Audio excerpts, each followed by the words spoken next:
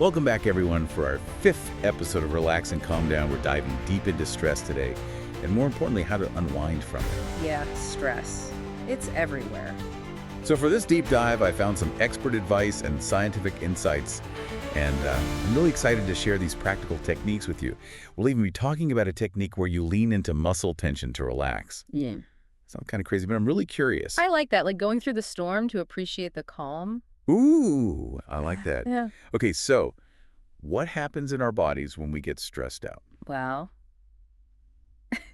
when we sense a threat, our sympathetic nervous system kicks in. It's like our alarm system. The fight or flight response. Exactly. Hormones like cortisol, norepinephrine, and adrenaline, they flood our system. So heart rate, breathing speeds up. Yep. Blood sugar rises, your senses get sharper, you're ready to fight or run.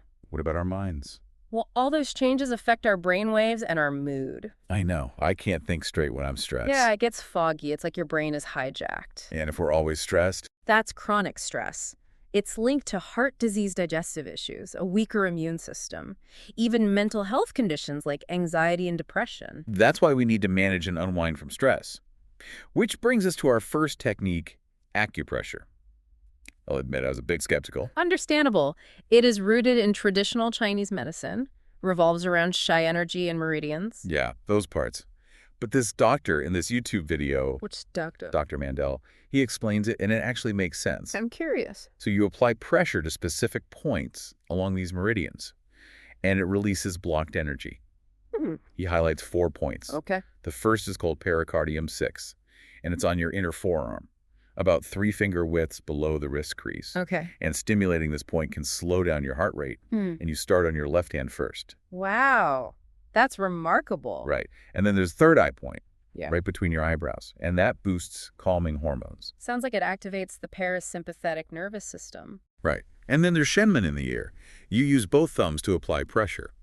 It promotes relaxation. It's definitely something new to try. For our listeners who are enjoying this so far, you can explore other videos on the Relax and Calm Down channel. That's right. Check them out. Okay, so acupressure is fascinating, but let's look at some everyday things. This article from Open Study College has some great tips. Yeah, they emphasize mindfulness, bringing your attention to the present moment without judgment. Mindfulness is popular these days. There's meditation where you focus on your breath, or breathing exercises, Yeah. like the 4-7-8 technique. You've heard of that one. You inhale for 4, hold for 7, and exhale for 8. And then there's present moment awareness, noticing the sights, sounds, smells, and sensations around you. That's a good one. It's easy to get lost in our heads.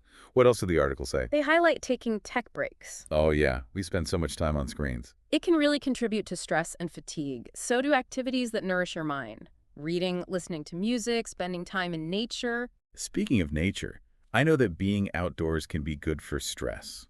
Yes, there's a lot of research. Even a short walk in nature can lower blood pressure and reduce stress hormones. Wow. It can also improve mood, boost creativity, and even enhance cognitive function. So important to get a dose of nature. Even in the city, there are parks and gardens. Exactly. Okay, so we've got mindfulness, tech breaks, and nature. All simple ways to unwind. What else? The article also highlighted gentle movement. Like yoga or stretching? It reduces stress hormones and improves sleep quality. And then there's gratitude, focusing on the positive. Gratitude is powerful. By appreciating the good things, even small things, we can rewire our brains to be more positive. Yeah, it's easy to focus on the negative. Okay, so we've talked about mindfulness, tech breaks, nature movement, and gratitude. What's next? Well, before we get to some more unexpected techniques, let's go back to breathing and our heart rate. Oh, yeah. Andrew Huberman. What did he have to say? He said that when we inhale, our heart rate speeds up. And when we exhale, it slows down. It's all about how the diaphragm moves. That's fascinating. It shows how closely connected our respiratory system and cardiovascular system are. And Huberman suggests a breathing technique called the physiological sigh. The physiological sigh. It's 2 inhales and then a long exhale. It's amazing how quickly it works. Like we said before about acupressure, both techniques influence the nervous system. It's like we're exploring a map of relaxation. And each technique is a different road to the same destination. Exactly. The key is finding what works for you. I love that. Speaking of experimenting, this next technique is from a video called Therapy in a Nutshell, and it's about increasing tension to achieve relaxation. Increasing tension. That sounds I counterintuitive. know. But by amplifying the tension, we can release it more effectively. Hmm. It's like we're giving our bodies permission to let go. Interesting. The therapist in the video suggests trying it with your shoulders. Want to try it with me? Sure. Okay, so just bring your attention to your shoulders. Notice any tension. I feel some tightness. Me too. Now we're going to increase that tension. Shrug your shoulders up to your ears, squeeze them tight, and hold. Okay. Now, exhale slowly and let your shoulders drop. How do they feel? A bit looser. Me too. It's like the tightening helped to release the chronic tension. That's remarkable. It's like tricking your muscles into relaxing. A clever approach. Okay, before we wrap up this part, let's touch on music and baths. Two classics. So with music, slow music can lower your heart rate, and upbeat music can boost your mood. Music has such a powerful effect on us. And then warm baths. Very soothing. They relax muscles, reduce pain, and improve sleep. Like hitting the reset button. And if we think back to the nervous system, warm baths activate the parasympathetic nervous system. Bringing us back to that rest and digest mode. It's amazing how everything ties back to the nervous system. We've covered a lot today, from acupressure and breath work to music and a warm bath. So many pathways to relaxation and calm. Before we go to part 2, I want to remind you to check out the other videos on the Relax and Calm Down channel. Lots to explore. We'll be back soon with more stress relief techniques, so stay tuned. Welcome back to our deep dive. It's amazing how many ways there are to relax. I know, right? It's like a puzzle. And each technique is another piece. Speaking of puzzles, let's go back to Andrew Huberman and breath work. Oh, yeah. I'm still thinking about how our breath can change our heart rate. Yeah, it is fascinating. What else did he talk about? Heart rate variability, or HRV. If you notice how some people calm down quickly after stress and others don't, Yeah. that's because of HRV. What is HRV exactly? It's the variation in time between heartbeats. Higher HRV is better. It means your nervous system is more adaptable. So if you have low HRV, harder to calm down. Exactly. And get this, certain breathing techniques can improve your HRV. Really? So we can actually train our bodies to handle stress better. Wow. And remember the physiological sigh? Huberman says it's one of the best breathing exercises to calm down and increase HRV. 2 inhales and a long exhale. So simple. It is. And hey, for our listeners, don't forget there's a whole channel dedicated to this stuff. Yes. The Relax and Calm Down channel. Okay, are you ready for another unexpected technique? I'm always ready for a challenge. This one really changed how I think about relaxation. Okay. Remember that video therapy in a nutshell? Yeah, where we increase tension in our shoulders. Yes, that was just the start. You can use that principle of leaning into tension in lots of situations. Not just muscles. Right. It's about acknowledging the sensations, even the uncomfortable ones. Instead of pushing them away. Yeah. That's interesting. It's like accepting what you're feeling. Exactly. So, for example, if you're feeling anxious and your heart is racing, don't try to slow it down. Lean into it. Feel your chest and how fast your heart is beating. It does sound paradoxical. I know, but you're bringing it into your awareness, Yeah. and then it loses its power over you. Shifting from resistance to curiosity. Exactly.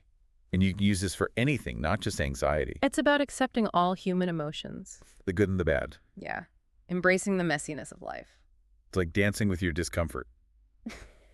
I love that analogy.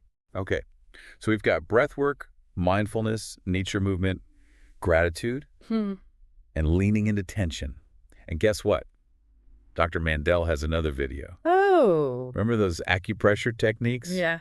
He has more. Anxiety? Yes. Wow. He starts by saying that anxiety can make your chest feel tight and your breathing shallow. That fight or flight response. Right. And he says that acupressure can calm the nervous system and those physical symptoms. So like the techniques we talked about before? Uh-huh. But these points are all over the body. Like what? Well, there's one called yin tang. It's right between the eyebrows. Like the third eye point. Yes.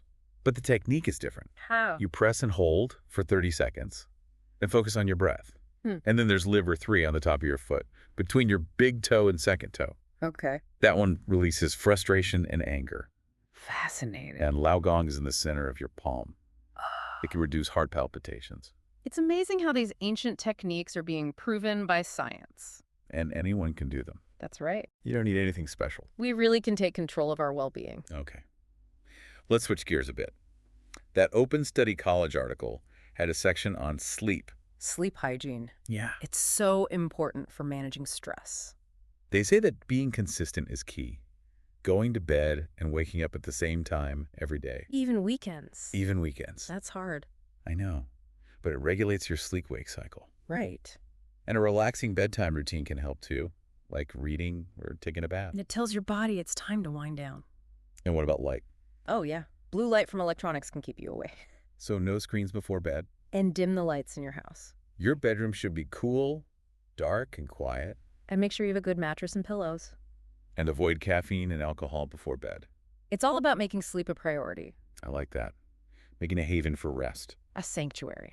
Okay, I think that's enough about sleep for now. We've covered so much in this part, from the nervous system to acupressure and sleep. So many ways to relax. Before we go to the last part, don't forget about the Relax and Calm Down channel. There's a ton of great content there. Okay, we'll be back soon with the final part of our deep dive. Welcome back to the final part of our deep dive. I can't believe how much we've learned about relaxing. That's been a lot. We've gone from feeling stressed to feeling like, okay, I have options. Right. It's about taking control. So as we wrap up, what are some key takeaways? Well, the first thing is, stress is normal. It's just our body reacting to challenges. So we don't want to eliminate stress. No, we want to manage it. And one of the best ways to manage it is our breath. Exactly. Like we learned from Andrew Huberman, breathing can change our whole nervous system. And our heart rate. We talked about the physiological side. And the 4-7-8 technique. There's so many options. And they all work a little differently. What about mindfulness? Mindfulness is essential, whether you meditate or just try to be more present. It's like taking a break from the chaos. And then there's nature. Even a short walk can help. It's amazing how powerful nature is. It's like a reset button. Simple but effective. What about that leaning into tension thing? I really liked that one. It's not about fighting your feelings. It's about accepting them. And sometimes when you lean into the tension, it actually releases easier. It's counterintuitive, but it works. It's like self-compassion. And acupressure. Don't forget acupressure. It's like magic. Stimulating certain points can change so much. And anyone can do it. You don't need anything special. Okay, and of course, check out the Relax and Calm Down channel. For more great videos. So as we finish up this episode, we have a question for you. Which technique resonated with you the most? And why? We encourage you to try one of these techniques this week. See what works for you. Thank you so much for joining us. We hope you enjoyed this deep dive into stress and relaxation. We'll see you next time.